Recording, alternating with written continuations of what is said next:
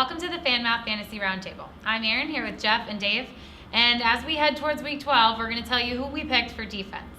Dave, who's your defensive pick this week? I'm going to go with Green Bay Packers against Minnesota, and this is more about Minnesota than it is about Green Bay. Green Bay is at home this week, and the weather could be bad, which of course is going to favor the defense.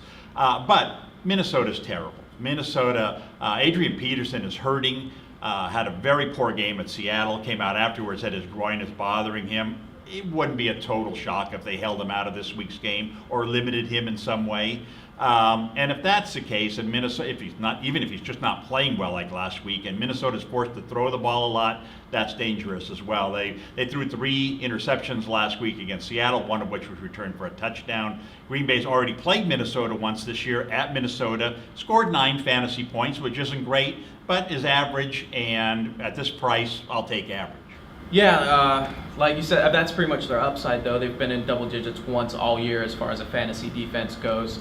You make some good points about Adrian Peterson. He does look pretty banged up, so that could completely change things, and that could really increase the upside there. So that's not a bad pick at all. Myself, I went with the Cowboys. They're seeing Eli Manning and the New York Giants. I say Eli Manning because he turns the ball over a ton, and I love the Cowboys defense right now. They're scoring over 10 points per game, and this is an incredible matchup for them. Yeah, I mean, I agree, and well, we've talked about this before, but don't underestimate the fact that this is a late afternoon start in New York. It could be very windy there. Eli Manning already has problems throwing the ball with no wind. If the wind starts throwing his balls around, help him. I don't know. So I can see that. I think it could be a high-scoring game, but then again, he could throw a ball to Dallas, and that changes everything. Yeah, the great thing about these divisional matchups, where the second time around you already have a base to go off of, right? You saw what they did the first time, and the Cowboys scored 26 fantasy points against the Giants the first time around in Week 1. So there's obviously a precedent there that Eli turns the ball over to this specific defense. I wouldn't be surprised if he did throw one interception this week, but I have seen a lot of improvement from him and from the team over the last couple weeks, and my instinct is that he might play well enough to make up for one interception. One interception doesn't make a defense an elite pick for I mean, they do come at a pretty cheap price. No one said it was elite, yeah, right. But if that interception goes for a touchdown, that's perfect. It's a big if. So there is upside, but I'm not willing Cowboys to. get a ton of sacks too, So you throw that in with the interceptions, the potential. Is Sean Lee still injured? Special teams. I don't know if he's playing this week. Yeah, he's like the number 1 guy with the interceptions. If he's out, who's going to catch the interception?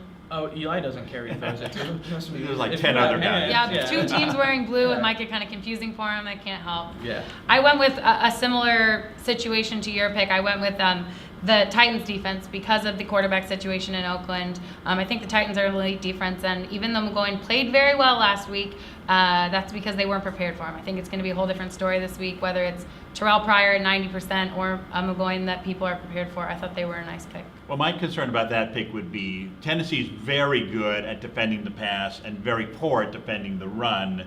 And I think you could see a game where the Raiders run the ball a lot. Jennings has been running decently. If it gets into that kind of game, then you don't have the interceptions, you don't have the sacks, you don't have as many turnovers.